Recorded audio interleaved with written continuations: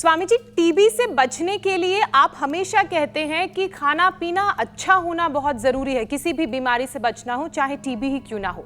एक स्टडी भी आई है जो कहती है कि न्यूट्रिशन से टीबी का खतरा 40% तक कम हो जाता है। तो योग के साथ साथ जो युवा हैं वो अपने खान पान में किन किन चीज़ों को शामिल करें, आज ये भी समझने की ज़रूरत है। जंक फूड, फास्ट फूड, तमाम तरह के ये जो अनहेल्दी फूड्स हैं, अनहेल्दी हैबिट्स हैं, और ये खास करके धूम्रपान आदि की आदत है, इनको तो त्यागना पड़ेगा। सुबह सुबह अंकुरित लें, दूध दही छाछ का प्रयोग पूरा करें, मिलेट्स का सेवन करें, जितने भी हेल्दी चीज़ें हैं और उसमें दाल रोटी सब्जी से लेकर के दूध दही का प्रयोग। और जिनको टीबी होने की संभावना हो तो दूध में हल्दी उबाल करके लें। गर्मियों में तो हल्दी उबाली फिर ठंडा कर लिया, उसका टेस्ट बड़ा अच्छा हो जाता है। और उसमें थोड़ा खजूर और डाल लेते हैं ना ठंडे दूध में, ओहो, दूध में हल्दी उबालो, उसको फिर थाली में डाल के पंखा चला दे, ठंडा हो जाएगा। उसमें फिर थोड़ा खजूर जो है उसमें मिक्सी में अच्छे से घोट करके, ओहो ज़बरदस्त लाभ होगा, फेफड़े ऐसे फौलादी हो जाएगी। तो दूध दही छाछ और ये मैं जैसे काम ने कही सुपर फूड का काम करता है टीबी वालों के लिए।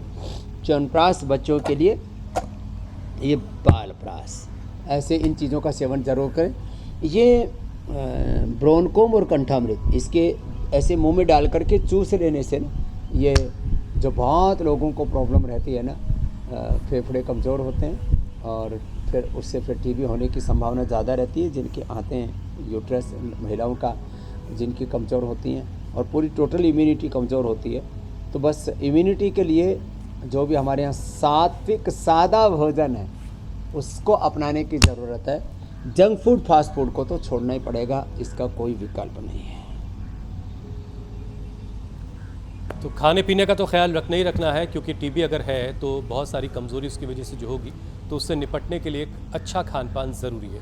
स्वामी जी, टीबी की बीमारी ऐसी है जो बाल और नाखून छोड़कर कहीं भी हो सकती है, कहीं भी फैल सकती है। हड्डियों में टीबी हो जाए तो बोन्स की ग्रोथ रुक जाती है। ऐसे में हड्डियों को फिर से हेल्दी बनाने के लिए क्या किया जा सकता है? हड्डियों की डेंसिटी भी घटा देती है टीबी। हाँ, ये आपने बहुत अच्छा पूछा और बताया भी आपने कि बालों को, नाखूनों को छोड़ के और फिर शरीर में कहीं पर भी ये पनप जाती है। एक तरह का ये शरीर की दुर्बलता का प्रतीक है। इसलिए सुबह धूप में बैठा करें और जो शाकाहारी हैं दूध दही का सेवन ठीक से किया करें, और बाकी मांसाहारियों को तो कुछ कहने की ज़रूरत ही नहीं है। तो विटामिन डी का सबसे अच्छा स्रोत है सूरज। वैसे हमने न्यूट्रेला विटामिन डी लाइकिन से तैयार किया, नेचुरल है। फिर ये सूक्ष्म व्यायाम क्या करें, हाथों को पैरों को आगे पीछे दबाना, यूँ गोल गोल घुमाना, फिर ये करना और फिर बटरफ्लाई करना, और हाथों के लिए भी एक्सरसाइज करना। और हड्डियों के लिए बेस्ट है मुक्ता शुक्ति मोती पिष्टी, दोनों मिला के आधा ग्राम, वंशलोचन आधा से 1 ग्राम, और बेस्ट है जितने भी मिलेट्स हैं इनमें कैल्शियम पूरा होता है। और केला है और जो सीताफल है ना, उसमें भी कैल्शियम भरपूर होता है। और आटों में, सिंघाड़े के आटे में और कोदो कुट्टू का आटा, उसमें भी कैल्शियम ठीक ठाक होता है। सबसे ज़्यादा होता है सिंघाड़ा में और चोलाई में, तो उससे फिर हड्डियाँ एकदम मजबूत रहेंगी। और न्यूट्रेला बोन हेल्थ तो हम देते ही सो देते हैं, और लंबे लंबे श्वासों के साथ। एलोवेरा, गिलोय पारिजात निर्गुंडी सहजना साहब, इसका 5 में से जो भी 2-3 चीज़ें मिल जाए, एलोवेरा, गिलोय, पारिजात, निर्गुंडी, सहजना, 5 में से 2-3 चीज़ों का रस मिल जाए और गिलोय पी ली ना। गिलोय को आप कितने थोड़ा परिपक्व होने के बाद कितने तोड़ मरोड़ लो, टूटेगी नहीं, ऐसे हड्डियाँ फौलादी हो जाती हैं गिलोय से।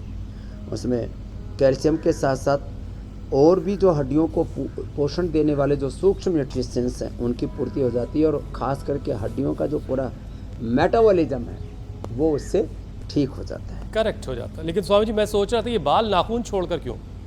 बालों में इतनी ताकत कहाँ से आ जाती है? वो बचपन में जो झोटा पकड़ के पिटाई होती है शायद उसकी वजह से तो नहीं, या नाखून इतने मजबूत है वो नोचने की वजह से, नकोटने की वजह से, पता नहीं। ये 2 बड़ी चमत्कारी चीज़ें पता चली कि बाल और नाखून में नहीं होगा जी। ये ऊपर वाले का कोई इसमें करिश्मा है। बहरहाल स्वामी जी देखिए कुछ देखो, लोगों के ये जो नाखून है ना, ये हड्डियों का विकार है, बाल और नाखून। इसलिए ये कोई मतलब ऐसी चीज़ नहीं है कि जिसमें कोई ताकत काम आती है। तो इसलिए ये तो शरीर का जो सेल्फ हाइजीन सिस्टम चल रहा है उसका परिणाम मात्र है। जी ओके सर, ठीक है।